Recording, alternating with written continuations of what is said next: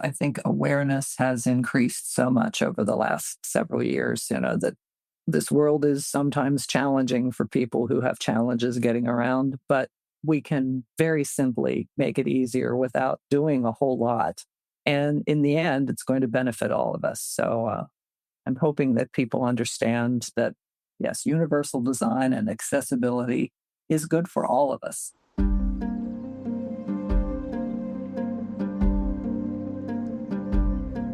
Imagine a place where stress fades, fresh air fills your lungs, and adventure awaits around every corner.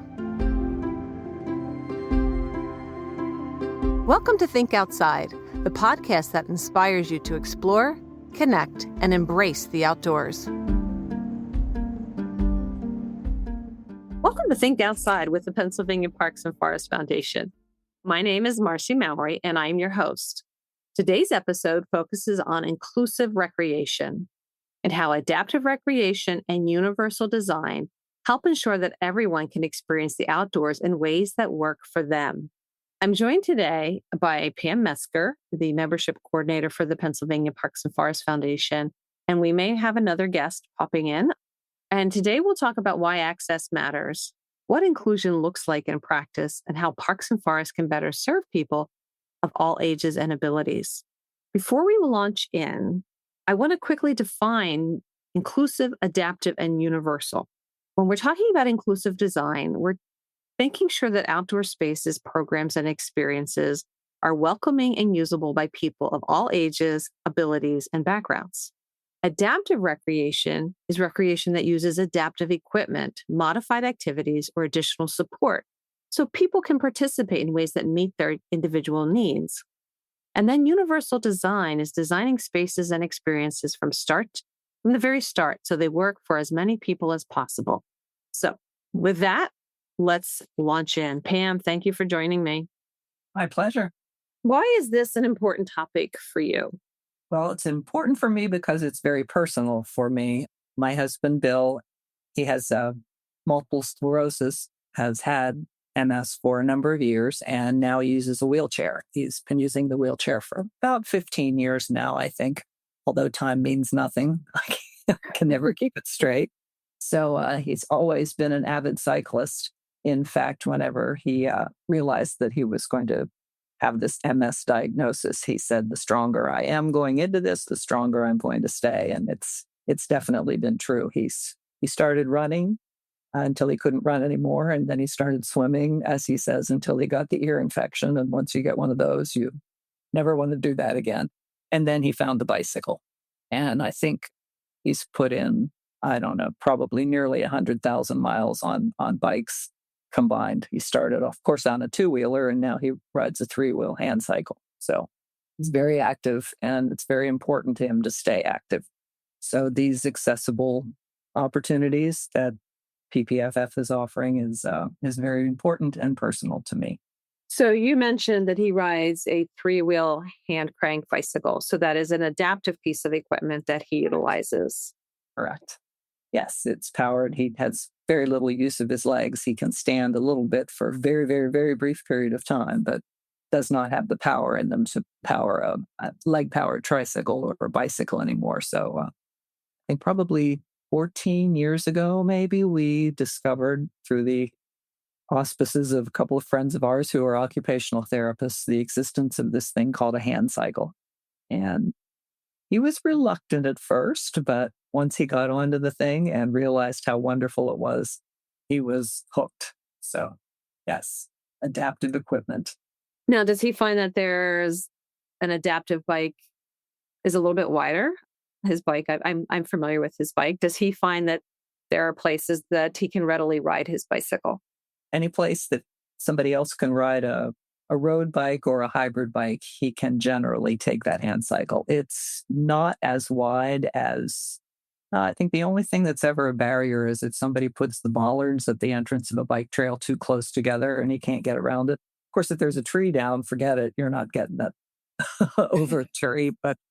But in most cases, if it's a reasonably wide, reasonably hard surface trail, he can go there. So now, parks are often described as for everyone. Do you see any gaps between the idea that they're for everyone and the reality of them being for everyone? Well, sometimes if things are not as well maintained as they might be, that puts a definite barrier in the way. I can think of one state park we were at, and this is many years ago, and I'm sure it's been improved by now, where they had a supposedly accessible trail and it wasn't being looked after. And it had overgrown to the point where we got maybe 10 feet in with his wheelchair and said, this is not going to happen. It was the, I think one of the most frustrating things is when an accessible trail is you start out from the parking lot and it's giant parking lot rocks. I don't know. I don't know how else to describe them. In railroad terms, it would be like the railroad ballast, big loose rocks. And then you can see, just maybe 10 feet ahead of you, they've started a real trail. But to get to it, that seems to be a disconnect in the thinking of, okay, we've got an accessible trail, but access to the accessible trail hasn't necessarily been followed through on. So, Yeah, I've also seen where there have been parking lots and then the slope from the parking lot to the trail is one that even like you're on your bicycle and you're like, okay, I get this quick decline and then a sharp left, you know? So yeah, it gives you a little pause. a little bit of a thrill to get started with. Yeah. Yeah. The foundation, as you know, has been doing a lot of work to enable people of all ages and abilities. Like we like to say that a place and an experience for everyone in the outdoors.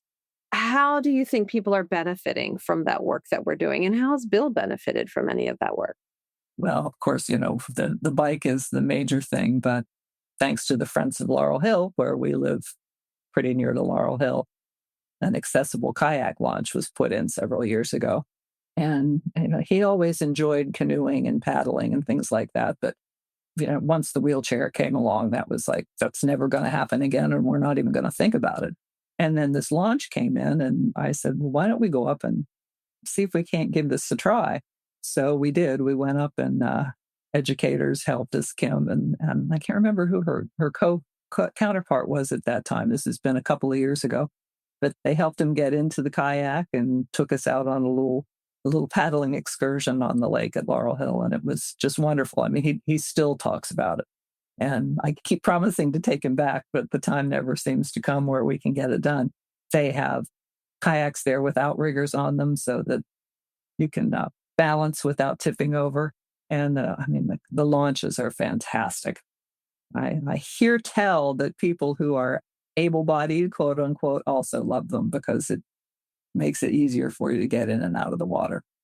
Yes. I mean, the foundation has done quite a few of them now in the process of fundraising for one for Locust Lake. And some of the stories when we dedicate them have brought me to tears. I remember our first one, woman called and said that she thought that paddling was no longer available to her because she has balance challenges and she felt like she got her life back.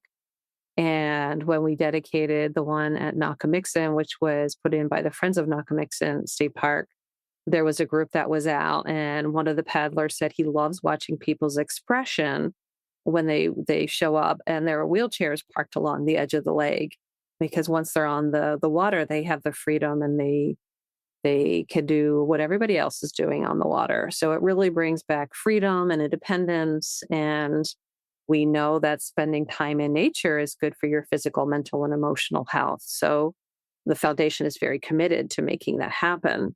A wonderful thing. Yes. We also, like when we talk about barriers and adaptive equipment, there are other things. Maybe a visitor experiences colors differently than others. Maybe a visitor would benefit from a sensory experience. Can you talk a little bit about, from your knowledge of some of the projects that have been undertaken to bring the outdoors to people from a variety of perspectives? Well, I think that's one of the things that's most gratifying and kind of amusing in a way. It's like you stop and think about it, and really working on solving all kinds of problems that a person might not even think about. So the colorblind goggles and the viewers, it's just that one really made me stop in my tracks when we started working on those projects. So I don't understand the science behind it. I won't even pretend to be a scientist, but apparently looking through these viewers or goggles, it brings those colors back into your life. And I think that's a pretty exciting thing. There's a couple of places where we have the goggles that people can borrow. And then there's a couple of places where there's static viewers like you would see at any overlook where you just look through the viewers and watch the birds soar. So you can also see the colors in there. It's interesting because we just posted something on social media showing a color corrected. And then for somebody who doesn't see blue greens, what they would see, and somebody called us on it, they're like, yeah, both pictures look the same. So you would really, if you don't see the blue greens, visiting one of these locations, and we'll put a link to the map that we have on our website showing where they are. But one of the things that we're working on this year right now is if somebody were to visit the Pennsylvania Parks and Forest Foundation office, it looks like Santa's workshop. We have a grant from the AARP to try to expand inclusive opportunities. And so we're working with libraries across Pennsylvania because many libraries are now libraries of things, and they're able to loan out items other than books. And so we're looking at putting into these libraries a wide variety of general recreation equipment, because maybe that's a barrier for somebody. They don't have access to the equipment to do the activity that they want. Many of them wanted trekking poles because trekking poles can help us remain active if we have knee injuries, leg injuries, or maybe we just need the extra support or balance. We're working with the Fish and Boat Commission to get some fishing rods into some of these locations. So just some adaptive fishing equipment so that would help you to crank the rod if you are fishing. So just a wide variety of things. One of the things that was new to me were these audible balls. And for almost every ball-based sport, there are balls that have sounds built into them so that if you have vision challenges, you would be able to listen for the ball to play kickball or baseball or volleyball or soccer. And so it's been a really interesting activity just from having people say, here's something that we would like to have available in our library, and items that I wasn't aware existed that could make somebody's life easier or provide them with an opportunity that they didn't have before. It's kind of amazing to think, that almost any challenge that you have, there's some brilliant, intelligent person out there doing the research to come up with a solution to it. So I never would have thought of that either. Yeah. And we've done some adaptive and inclusive playgrounds, and we have friends groups working on them right now as well. But one of the questions that I have is, what role do partnerships play in making adaptive recreation successful, especially on public lands? Well, I think the sad reality is that we cannot do it all by ourselves. It would be nice if, the staff of PPFF could just go out and donate all the money and all the labor that we needed to get every kayak launch and every playground that everybody wanted all across the state. But without the help of things like the AARP grant and those hardworking friends groups and the local VFWs and AMVETs and Centers for Independent Living. Right. I mean, there are people, obviously, who are dedicated to doing this kind of thing, and to get them involved has got to be priority one. And then, of course, you start to hear inspiring stories, and the great members of the general public will start kicking in money as well. So it's really fantastic. I think another aspect of that, too, is that there's so many people that have expertise. Yes. That they can loan that expertise and bring a perspective. There was a point when we all trained here in the office to go out and do assessments to see if things truly were meeting ADA requirements. Because age, time, weather, things can shift and change, and maybe what started as accessible maybe a pavement shifted and, now it's no longer wheelchair accessible, or maybe somebody put up a barrier and now if somebody that has a visual challenge might have something that they would run into if they were walking because there's something that's protruding. So working in conjunction with those people that have the expertise helps to lift up the work that we do at the foundation by educating us and also bringing in a perspective. We also work closely with groups that work in adaptive recreation to test ideas or to share with them designs of something, saying, does this work from your perspective? Is this the best place to put it? We had launched a playground that we felt was inclusive and learned that we needed to take into consideration children that might elope and reducing that concern for parents. So, we're looking at how we create an interactive fence around the playground to make it more inclusive for all children. And it's not just the children. When you can speak from your perspective, but when you ride with Bill, if that a trail isn't accommodating to his hand cycle, you can't participate with him, or he can't participate with you. Right. And it's no fun to be riding along beside him, and then we run out of space. So I need to drop back and, watch him struggling somewhere to get through a place that isn't as easy. And heaven forbid we should have to turn around and abort the whole thing. But it's kind of funny when you talk about the playgrounds. I was just had to go down to Morgantown, West Virginia to run an errand, and there was an incredible accessible playground outside one of the private schools down there that my friend, who's the occupational therapist, has taken her grandson there a couple of times. And yeah, it's actually pretty fun for adults too. Well, absolutely. We had a woman that joined us one time that talked about how her grandson had needs for adaptive equipment and how so often he was on the sidelines when his cousins were playing. And we've heard from parents who utilize adaptive equipment who can't play with their children because they can't access the equipment. So there's a lot of different perspectives that everybody benefits. And that brings me to my next question about universal design. From your perspective, how would you define for the listeners universal design? I did give a definition at the beginning, but yes. Well, universal design for me comes in the most basic of forms, and that is a handicapped bathroom. Because I have a wheelchair user here in my house now, we have a bathroom that is very wheelchair accessible and taller toilets, grab bars, a big roll-in shower. And I find myself out in the real world whenever there is not that wonderful accessible bathroom for me to use. It's not nearly as much comfort or fun. Teeny tiny little toilets just don't work.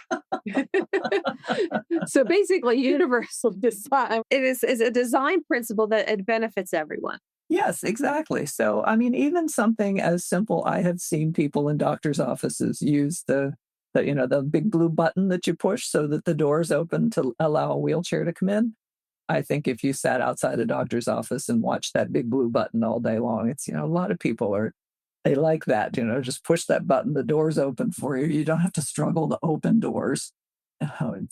Or you have packages in your hand, or you're pushing a carriage, a baby carriage, or maybe you have your arm is in a sling, or maybe you have a toddler on your hip, or maybe you're in a boot. So there's a lot of benefits to universal design in that it accommodates everybody. And we don't know what our life brings. We all benefit from a ramp. Sometimes we want to use the ramp to a building or a wider entrance. There are a lot of different universal design principles that benefit us on a day-to-day basis. And sometimes we don't even realize that we're using it because don't even really think about it. So what gives you hope or excitement about the future of inclusive recreation? Well, I think awareness has increased so much over the last several years, that this world is sometimes challenging for people who have challenges getting around. But we can very simply make it easier without doing a whole lot. And in the end, it's going to benefit all of us. So I'm hoping that people understand that, yes, universal design and accessibility is good for all of us. Thank you. And one thing that I think about when we were doing the ADA training is I think about all the bulletin boards, having things at different heights so that people of different heights can see it, having it in multiple languages, having it in a font that's readable. Yes.